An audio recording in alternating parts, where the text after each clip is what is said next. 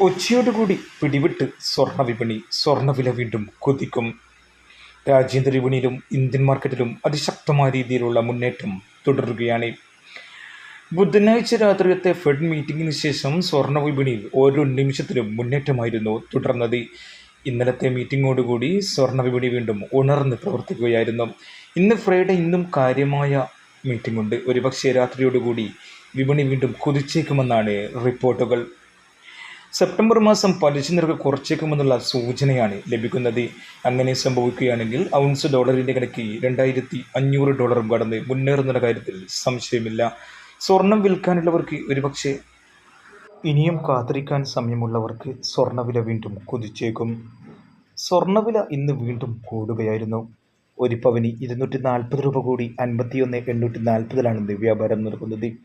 ഇന്നലെയും മിനിഞ്ഞാന്നും സ്വർണ്ണവില കൂടുകയായിരുന്നു. 3 ദിവസം കൊണ്ട് ഒരു പവന് 1,280 രൂപയുടെ വർധനവാണ് സംഭവിച്ചത്. അതേസമയം 24K തങ്കവിലയിലും അതിശക്തമായ രീതിയിലുള്ള കുതിച്ചുകയറ്റം തുടരുകയാണ്. ഇപ്പോൾ നിൽക്കുന്നത് ഗ്രാമിന് 7,195, തൃശ്ശൂരിൽ 7,205 എന്ന നിലയിലാണ്. 9 months ഗോൾഡ് വിൽക്കുന്നവർക്ക് ഏകദേശം ബോർഡർ റേറ്റോ നേരിയ പ്ലസോ ലഭിച്ചേക്കാം.